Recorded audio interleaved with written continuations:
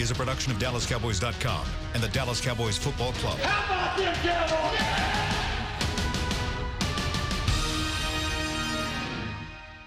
This is Talkin Cowboys.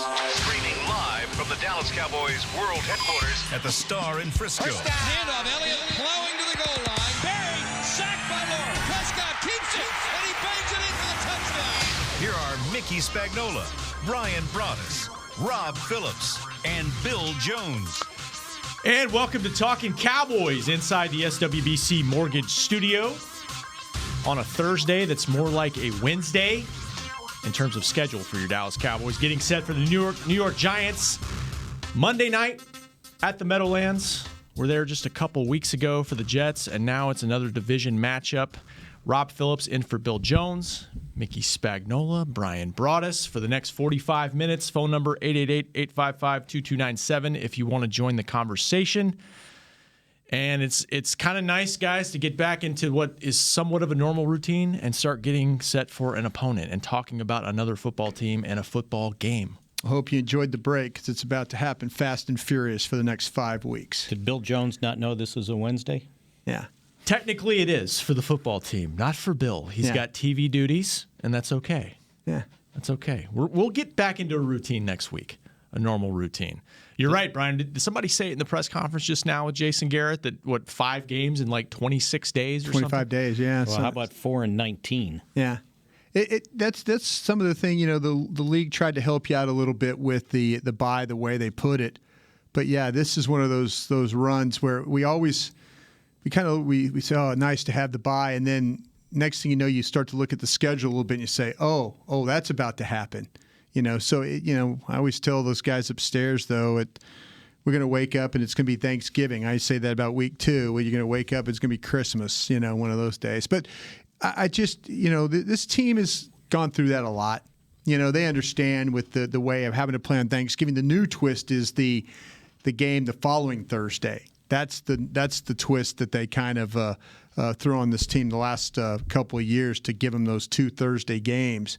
But, you got to be ready for it. And the coach was talking about his team's health-wise is probably the best they've been since opening day. And that's when they faced the Giants last time. So, that's we've learned that if this team is healthy, it's a pretty damn good team.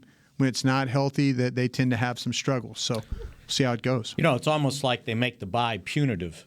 It's like you get a bye, and they give you a Monday night game. Sure. And now you're scrambling to get ready for the next Sunday. Right. Because you got sent to New York for a night game, right? Right. And now it's a short week to start with. Now, if you were going to Chicago, right. All right, you get back, and Kansas City. You'll be back by 1 in the morning. Now you're going to get home at 4:30 in the morning. Yeah. No one gets to bed to 5:30, and then you got to play again on Sunday. And Sunday then night. So and then it continues. Yeah, it's a night game. It's a night game, but against from Minnesota. a preparation standpoint, right. Those extra 4 hours don't do you any good.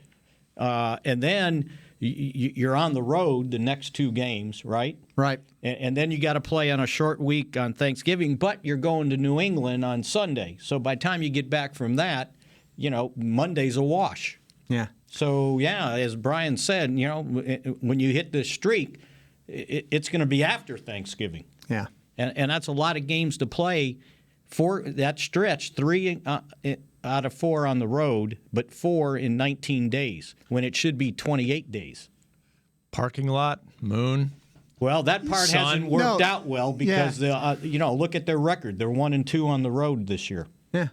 So I will say this. We've covered this team when they've had the bye in like week 3. And if you're going to have a bye, it needs to be right when they had it. Because, your team generally is probably in better shape after 3 games or 2 games than it is right now, health-wise. Yeah, I think you made a great point there, Rob, with the health. I think that's the most important thing. If you can get halfway through the season and have your health reasonably there, which they do. They have their health there. And so, if you just need to be – you're probably going to need to be, like we were talking about, 6 or 3 or better these next 9. You can't give away any games. You can't have anything bad happen. You can't have self-inflicted problems. You need to go out and win the games you're supposed to win. Maybe have to steal a game down the road somewhere. But yeah, I mean this division is for the taking for the Cowboys and the Eagles the way it is, because if you win that Jets game, Mickey was talking about it. You win that Jets game, you're looking at a 2-game. You're looking probably at a 2-game lead, and that's now it's pretty much it's for whoever can find a way to play the best these next 9 games. So it looks like from a health standpoint, the majority of those guys should be back in practice. Yeah. They keep mentioning Anthony Brown. I don't think he's ready for this week. Leighton Vander Esch was another guy he mentioned that would be more limited than the other guys. Had the neck stinger against Philly. Yeah, it was a neck injury, and I don't know if it started as a stinger and now it's just a neck injury. Mm-hmm. So that's concerning. The other guys, I think some of those other guys might be limited, but not as limited that played through stuff. And then we talked yesterday about the Cam Fleming thing, which to me is somewhat problematic just from a numbers standpoint at your tackle position. And there's not you're going to have to start playing guards at tackles if things get even worse. That's true. And he's going to be gone for a couple weeks, so that's significant. Too bad that somebody didn't have an excess of offensive tackles out there. You could have made a trade for, Sure. a 6th or a 7th and said, okay, I need this guy. Or poach somebody off a practice squad. But again, that's a guy that hasn't played, so is that any better than Brandon Knight right now? See, and then you got guys like Mitch Hyatt, who's been on the practice squad the whole year, but Mitch Hyatt is kind of like Tristan Hill, not ready to play. Physically, maybe not strong enough. Yeah, exactly. So I think that to me it's – you look at I like what Mickey was talking about, a trade or a possibility of a poach. And, and it's a good opportunity to do that because you got some of these guys that have been on practice squads for 6, 7, 8 weeks now, and they're thinking, okay, the season's going away. I need to get on a roster. I need to get an accrued season here. How do I do it? So if you can identify somebody, it's a little bit easier now to poach a guy, especially if you're a team that's kind of in the mix. If you're a team that's poaching at the end of the year, those guys kind of don't want to move. They get happy. They're like you try and poach somebody from a playoff team, a New Orleans, a New England, a Kansas City. Those teams, those guys are like, no, I'm just going to stick this one out. Feel like I can, get playoff money. Feel like I can get maybe a ring. So it's a little bit more difficult to poach guys when you get down to the end. You got to kind of do it in the middle when they're interested in trying to get that accrued season. And the Cowboys just got poached yesterday. Mike Jackson, their rookie corner, I think 5th-round draft pick. Yes. Mine of Miami. Detroit Lions now. Yeah. Walk me through how that works, because the poaching part, if you want to call it that, because players don't always necessarily give the team that they're with at the moment on the practice squad an opportunity. If it's an opportunity to go play on a 53-man roster, they'll just take it, right? And any agent that's listening to us, and there's some agents that listen to our show, and we appreciate you guys. An agent worth his salt will tell the team what's going on. We'll tell if you have a relationship with the team, you'll tell them, hey, listen, we have an opportunity to go to the Detroit Lions. Jason Garrett talked about it today. If he had if he had a spot, then they would have, they liked Jackson. They would have probably put him on the active 53. They don't have the spot. So what you have to do then is, as an agent, you give the team warning, hey, we're going to go for this 53. Would you have a spot for him? Can you do something for him? And the team will either say, no, we can't do anything, but we can make it financially worth your while. And sometimes guys say, yeah, that's good enough for me. Extra money, fine, we'll do that. Or they'll say, no, we need to go on and try and get this accrued season and get this started. So, they didn't have a spot for him. Tried to make some financial arrangements. Didn't work out there. So he's going to be at Detroit, and you'll see him here in a couple of weeks. Yeah, and the difference is making $7,000 a week and then making $20,000 a week if you're at a minimum. Yeah, and Brian's right. And it sounded like, it's like what they did with Jarwin, right, 2 years ago.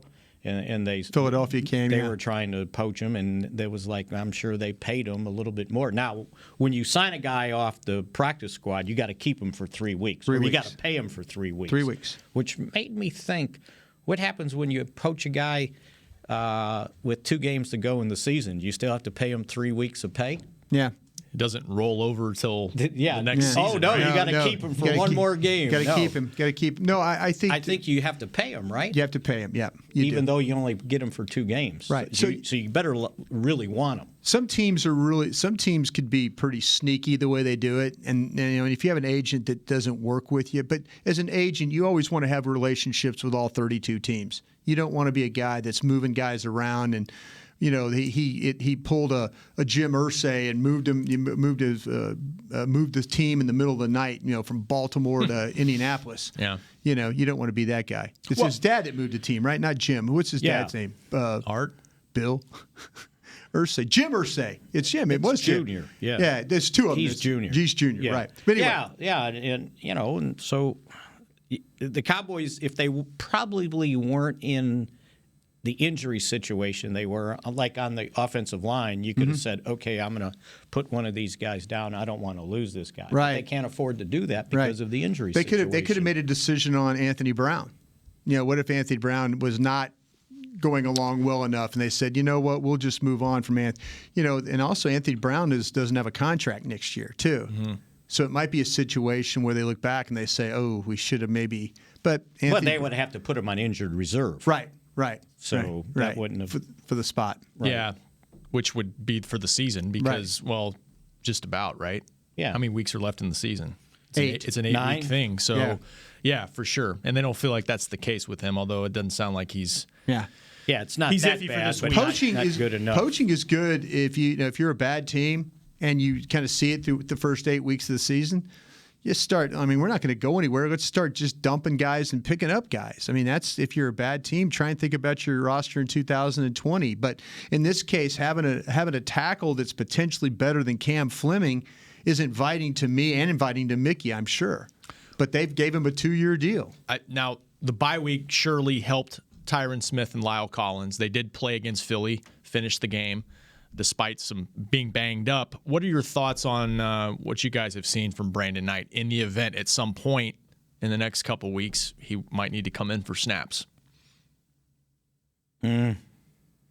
Look, it wasn't as bad. He's played in 2 games, I think. It's not as bad as I thought it was going to be. Yeah. It wasn't great. Right. Probably not ready for this, but what other recourse do you have at this point? I think you have to trust Mark Colombo and those guys. Yeah, and Mark really likes him. Yeah. Mark likes him. So, and I said this the other day. I mean, they had an opportunity to, when they were trying to get, I think, Cedric Wilson up week 1 from the practice squad because of other injuries. That was a guy. I mean, they had a surplus at lineman, and they said nope because what you guys are talking about. If you've got a good one, it's such a premium spot. They're hard to find. They kept him around. I was told that while it wasn't perfect, maybe the biggest benefit of him playing, what did he play? Like a quarter and a half against the Packers, and right. then he played the game. The whole game against the Jets, yeah. Right? Yeah. That he actually gained a little confidence in himself. Yeah, absolutely. Like he was one of these guys that knew that he was the 53rd guy on the roster, right. and kind of acted that way. Right. And then all of a sudden, I was told he started to feel like he was a part of something, and that he actually played better than he had been playing because they were depending on him. So, who knows with a guy like that? Maybe the light comes on. I mean, they liked him enough to keep him in the first place. Right. I never thought, just watch him in training camp, he struggled. He struggled a lot. Yeah. But they saw something in him to build on it. So, sometimes we'll see. Yeah, sometimes if you're able to make all the practices. Remember how dinged up and banged up they got? Think about if in fact that they would have been able, the guard that they drafted out of Penn State, if he would have not been hurt, that would have been, that would have been one less spot right there because there was talk, we're going to keep him. We're going to keep him on the 53, and it just didn't work out that way. That could have very well been Knight's spot. Sure. Knight would have, if he wouldn't have practiced every single day, moved over to guard like the last couple of weeks of training camp to kind of help him out through a bad situation, maybe he doesn't. Maybe he's not here. Maybe we're not talking about him. Maybe we're talking about him on the practice squad as a guy that you could potentially bring up, and we wouldn't know anything about him other than what we've seen in training camp, and Mickey's not wrong. Mickey's not wrong. There was nothing in training camp that was spectacular. Mark Colombo was taking a look at his practice that he's had, the practices he's had in his mind, but also looking at what he did at Indiana. Mm-hmm. He's like, this guy's got a little toughness about him. He's got a little nastiness to him. We need to keep him around kind of guy. you know? And if Connor McGovern would have not, got hurt or been hurt the whole training camp, we might not be talking about Brandon Knight. What impressed me was the Packer game, just getting thrown in, and it was cleared. It was pass pro, because they were in catch-up mode in that game. Right.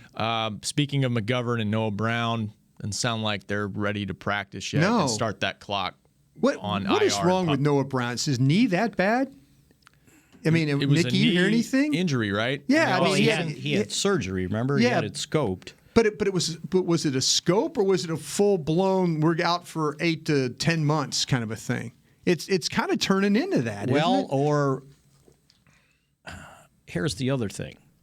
So say you start him practicing, right? You have to make a decision, and then he's ready to play. Yeah, you got 3 weeks. Who are you cutting? Well, you're going to have to make a room for him. It's a 3-week window, right? But or is it 6? Well, it's 3 and then 2.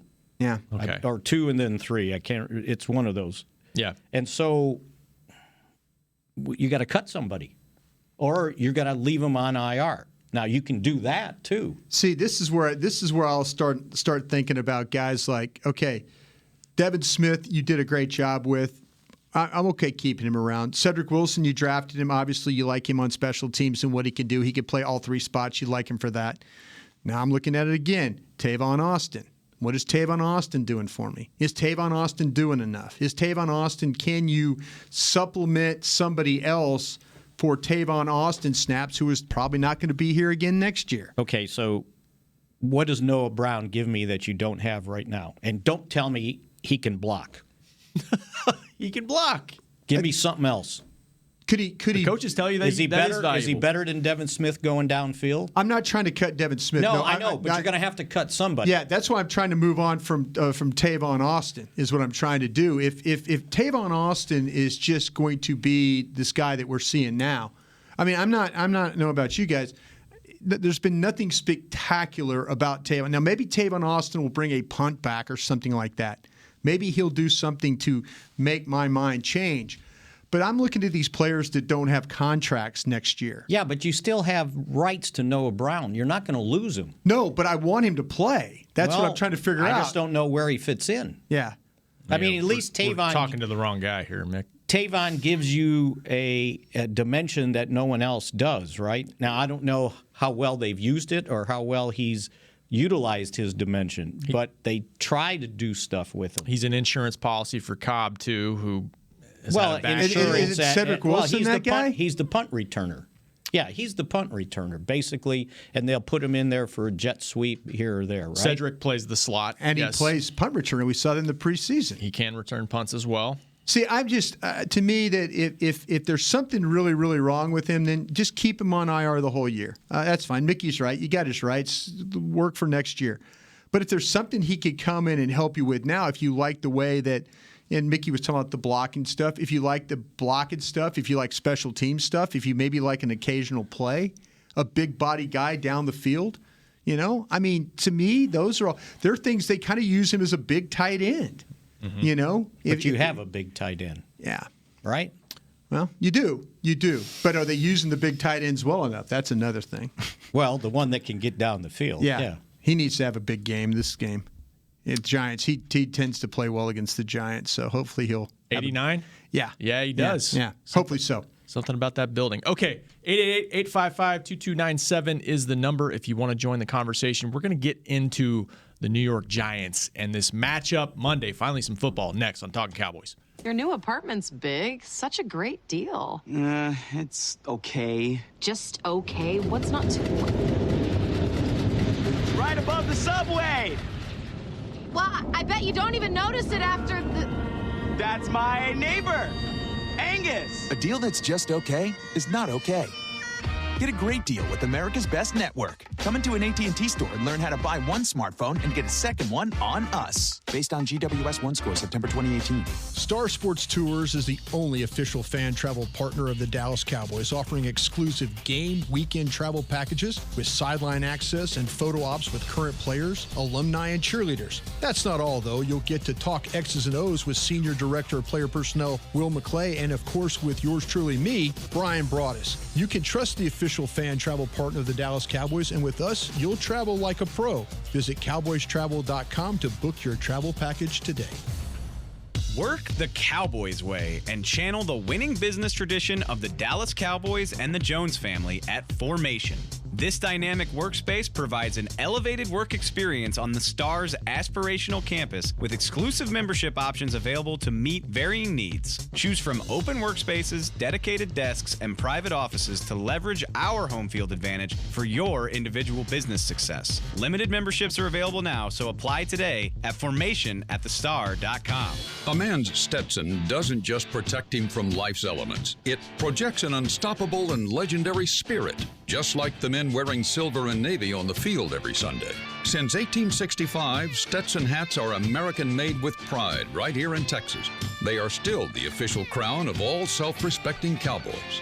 And Stetson is proud to be on the field with America's team. Find Stetson hats in the Pro Shop or at Stetson.com today.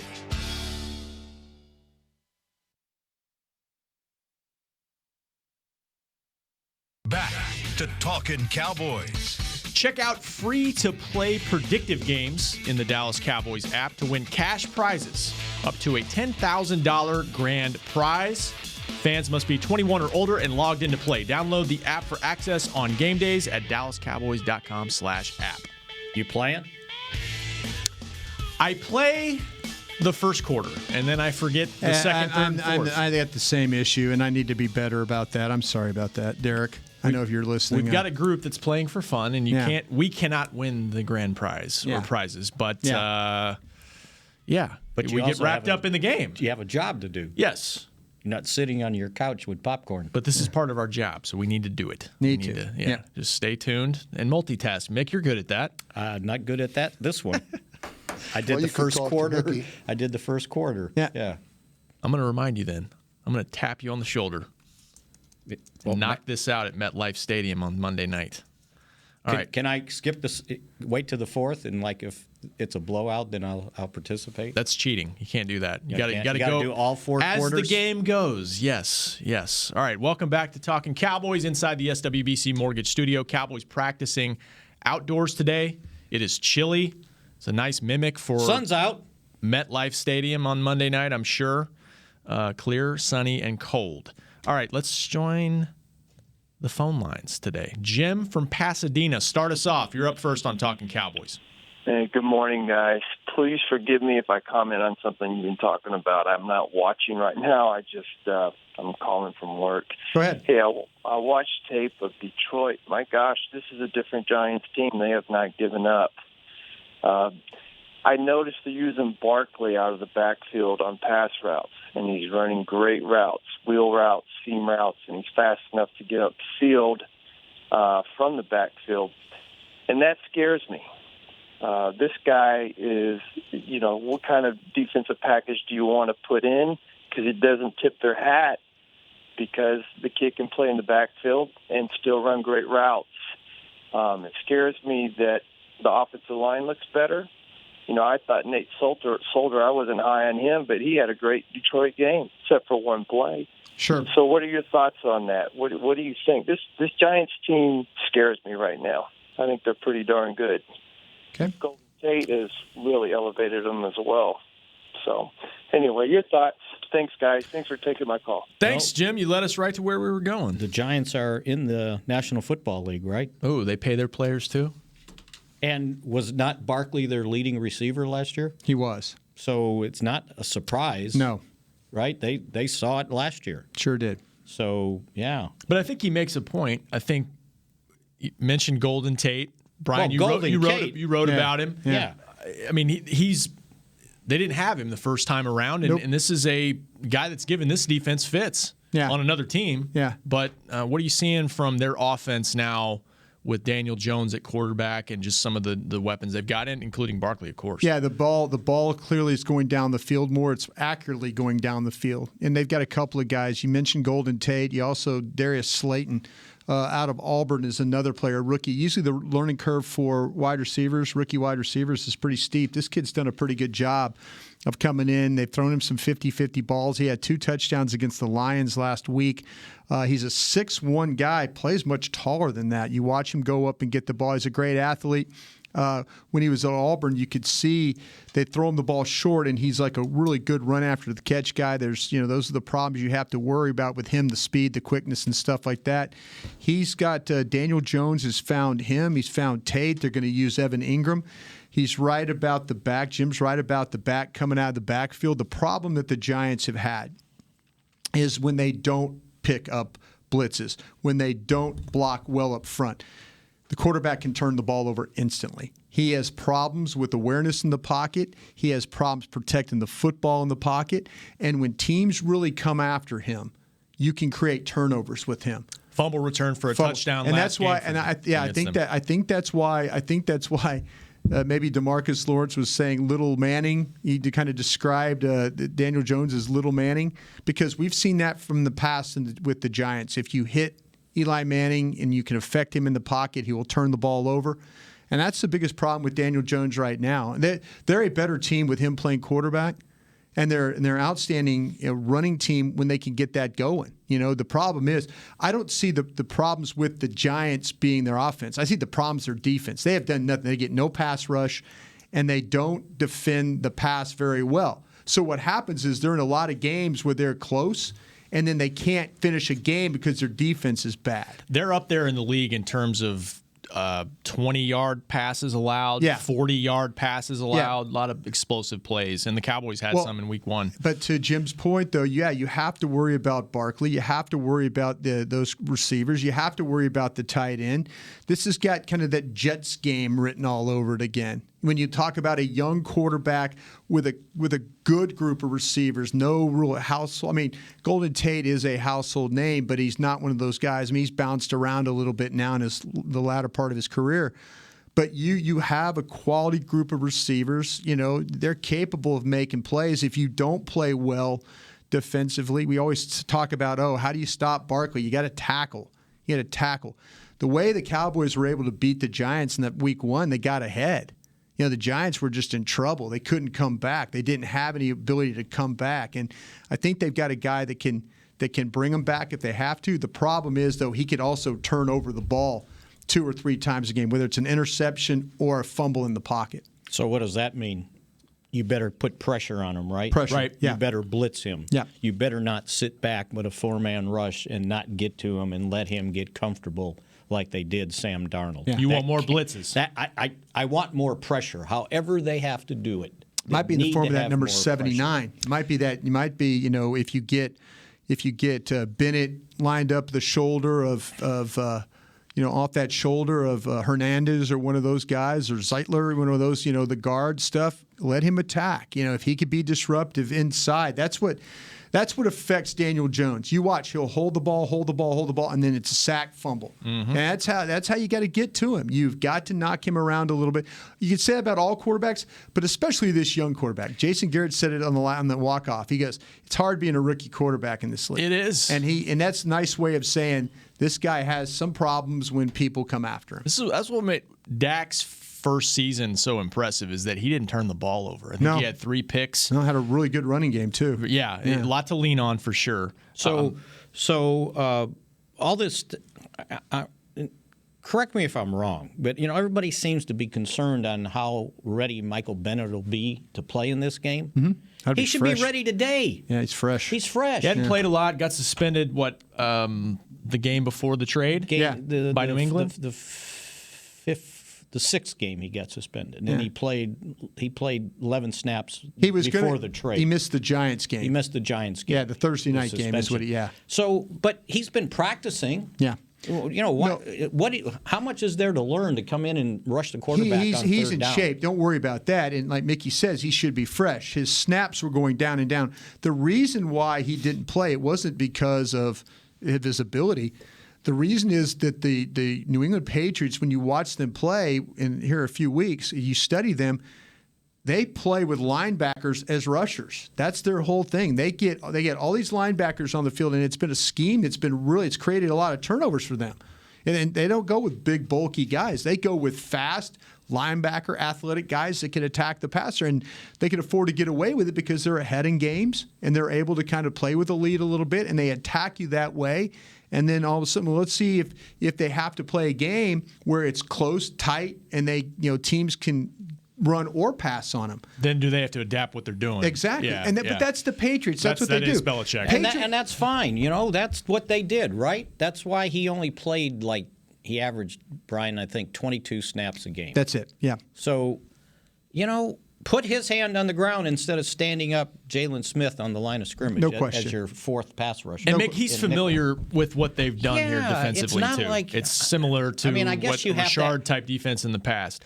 You have to ask that question, I guess. But the concern seems to be far beyond what it should be because he's been playing. He's rushed against these giant offensive linemen, too.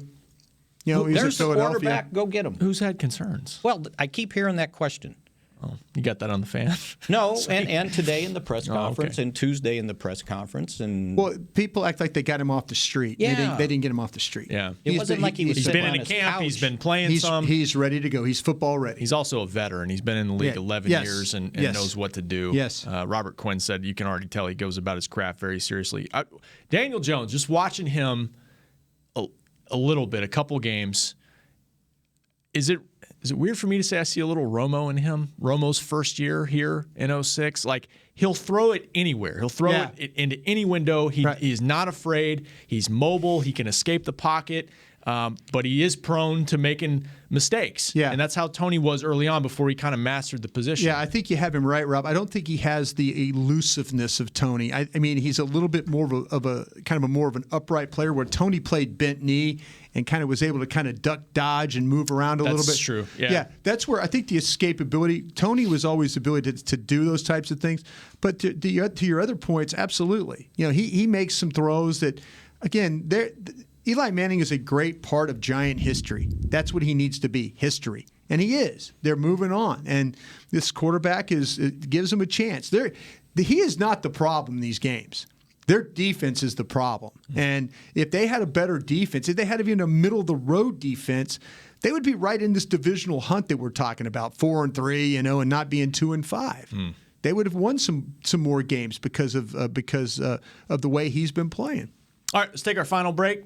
888-855-2297 is the number. More of your calls next on Talkin' Cowboys. It can be hard to find the right resource for learning about important financial matters. You search how to build savings, you end up reading about the one weird ingredient from supermarkets that can make you taller. That's why Bank of America built BetterMoneyHabits.com, a safe little corner of the internet for answering your financial questions. Full of simple videos and tips, Better Money Habits can show you how to make the most of your money without resorting to random searches that always seem to lead to unbelievable photos of childhood stars grown up.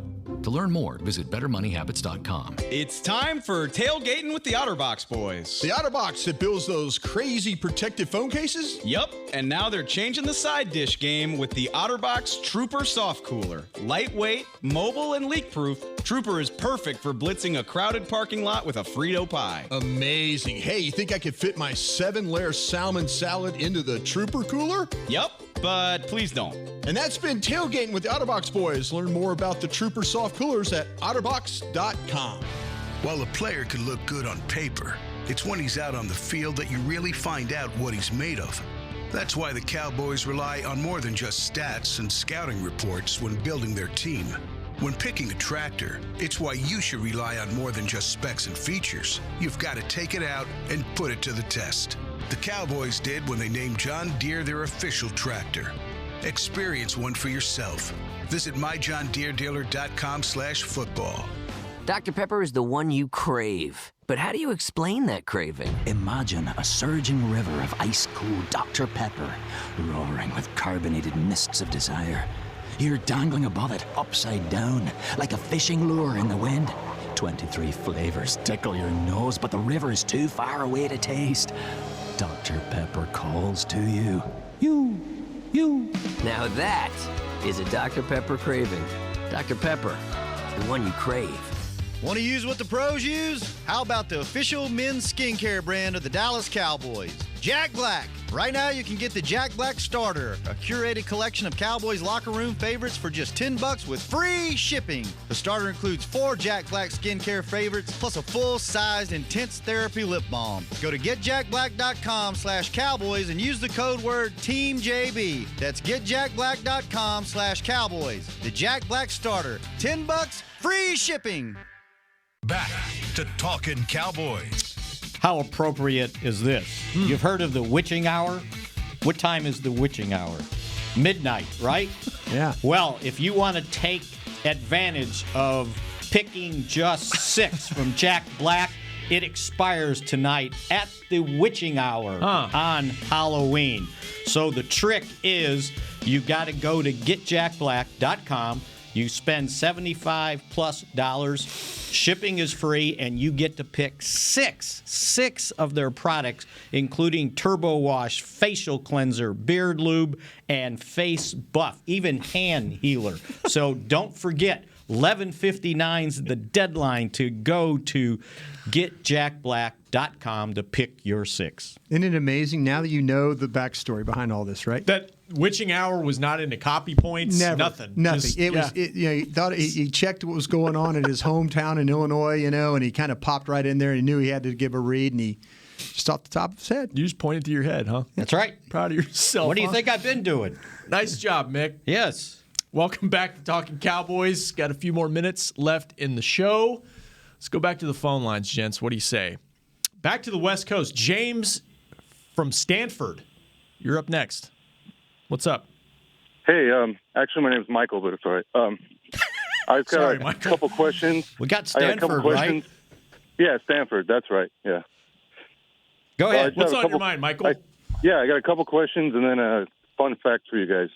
First question, do you think there's another player similar to Jordan Lewis or Tony Pollard who needs to see more playing time? Okay. And my second question is if you guys know what's going on with Eric Berry.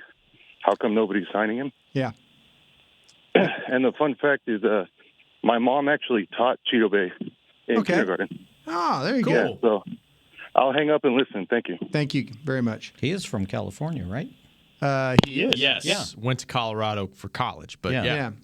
Very cool. Thanks, Mike. Another player like Jordan Lewis. Who else was the second one? Tony Pollard. Tony Pollard think needs to play more. Needs to play more. It's a good question. Well, they kind of played Pollard more last week, right? They did, but it's easier when they've got a lead. You know, they've been playing from behind in that 3-game losing streak, and you can't start grinding with Zeke and then give Zeke a break, you know? You're playing from behind. You need 21 out there every snap. This is going to sound bad because I thought that Sean Lee played one of his best games last week. Yes. And he owes Golden Tate still. Yeah, he does owe Golden Tate. There's some memory right there. I'm trying to think, though, if Lee played so well, though, there's no reason to play Joe Thomas more, right? But if they like the way Lee played and you're worried about Van Der Esch's neck, maybe he takes some of those snaps. Or you put him out there on the nickel if you are worried about how Jaylon Smith's been playing on the nickel. Because think about it, when he's been on the nickel, he's been lining up mostly as a pass rusher, right? Right. And if you got Michael Bennett doing that, maybe Sean Lee gets on the field a little more that way. So maybe the guy, maybe one of the two linebackers, maybe more Sean Lee, maybe more Joe Thomas. Okay. I thought Joe Thomas has played pretty well for this team when he's given the opportunity. I think he's been a very valuable guy for the role he plays. The only other guy I can think of is, we've been talking about it, Jarwin. Yeah, he gets some more snaps. The first person I thought of was, would anybody think, this is going to sound terrible again, did Darien Thompson do anything for you at safety? They did a nice job playing for Woods in week. And week one? I know it's. They're not going to take Jeff Heath off the field. I know that. But we have seen in the past. I mean, I'm asking for something that's not going to happen. With Kayvon, when J.J. Wilcox was here, when guys earn snaps, they'll play a safety rotation where there's a third safety playing. Sure. Is he going to play strong safety? No, but you're right, Mickey. I mean, he could play down, but it's probably not the best thing for him. You're right. They talk about left hand, right hand, that those spots are kind of interchangeable. Yeah, well, I know you got to have a different type I of guy. would like to argue for Donovan Wilson, but I know they won't play Donovan Wilson over Thompson. That's been another mailbag question for us. Why isn't Wilson playing more? Or they obviously don't trust him. Yeah, that's very well could. I mean, that's usually the first reason. That could be after. Guys sometimes can play. Yeah, had a good preseason. Trust him? Yeah, I'm trying to think of any more. I like Olawale a little bit. The I formation they use with a little bit more. It seemed like with Zeke in the last game was effective. I'm just trying to think of other names. I mean, I think Pollard's a good one. Obviously, Jordan Lewis has taken advantage. I think Jordan Lewis, he's probably going to continue to if Brown's not ready to go. Obviously, he's going to play more. Eric Berry, they gave him a physical, and I got word that physical did not go well. So that's why Eric Berry is not signed by the Dallas Cowboys. And probably by anybody else. Anybody else. Yeah, people that are bringing him and then know the injury history with him and stuff like that, and cancer survivor and stuff. So, but he's just not – he was not healthy enough when they brought him in, and that's why they're not going back that direction. Hopefully answers his questions. Yeah. When was that? Was it June, May? It was just kind of a look-see. You know? It was. They were kind of taking a look at some guys, and they brought him in to kind of. And I don't know the exact date, but I know it was before the season. They were trying to see where he was at, and he just wasn't ready to go. And so they've moved on from that. Fair enough. Yeah. I'm trying to think of anybody else. Other players that need to play? I think we've exhausted the roster. I liked what you said about the tight end, Blake Jarwin. I liked what you said about that guy. You know? I don't have the snaps there. He's probably been getting about 25, 30 snaps a game. I just wish they'd find a way to get him the ball more, though, too. The problem is, he's capable of making catches and making really good catches and getting up the field. He does. I'll say this sounds cliche, but I think there is merit to it. They do have so many talented skill players on this offense. Right. I mean, if you throw him a ball, you're not handing it to Zeke, or you're not throwing it to Gallup or Tony Pollard out of the backfield. I mean, there's so many different ways they can go with this offense when they're healthy. Can I get Devin Smith on the 46? Can Devin Smith give me more than Cedric Wilson? Well, but I know why Wilson's there. Yeah. Why? To help in the slot, just in case. Yeah, Wilson. If you ask about Wilson, they will tell you, and I'm sure you've asked Mickey about this because you talk to a lot of folks. They will tell you he can play all three positions. Yeah. The X, the Z, and then anything else in the slot. So that's why he knows all the spots, and that Devin doesn't know all the spots. Devin's a really talented player, though. I mean, you just remember what he did in that Washington game and just haven't really been able to kind of get to that. Maybe that was a lightning in the bottle moment for him, but it kind of showed everybody. He hasn't gotten the opportunity. He hasn't gotten the opportunity yet. Anybody on that? We're almost wrapped up here. Anybody on this D line? Kerry Hyder? Well, Kerry Hyder's shown up. He's played enough. I mean, he's played. He's had to at times. Here's an interesting thing. We got time? We got 30 seconds. Okay. Here's the list of guys, the tackle list. Yeah. I've got to go all the way to number 10 to find the first defensive lineman in total tackles. Yeah. And it's DeMarcus Lawrence with 14. Yeah. Kerry Hyder is number 12 with 11. Yeah. To me, all your tackles are the linebackers and DBs. And then when you get to tackles for loss, the leaders, it's a 4-way tie with 2. What does that tell you? Yeah. You're not getting enough. They're not getting enough. That's a great point because we've talked about this. Where's been those big splash plays? The linebackers, with the Van Der Esch's, the Smiths. I mean, we saw that a lot from those guys last year. This year we haven't seen it much. We'll see what happens the second half. They need some splash wins in this play. You better attack some gaps and get up the field against this runner. You better find a way to get to him before he gets going. 9 tackles for a loss after 7 games. Yeah. That's why Michael Bennett's a Dallas Cowboy. That's right. There you go. We'll find out how he practiced on Friday, our final show of the week. Some good things. Absolutely. Thanks for joining us. Thanks to Kyle for producing. We'll talk to you on Friday on Talkin Cowboys. This has been a production of DallasCowboys.com and the Dallas Cowboys Football Club.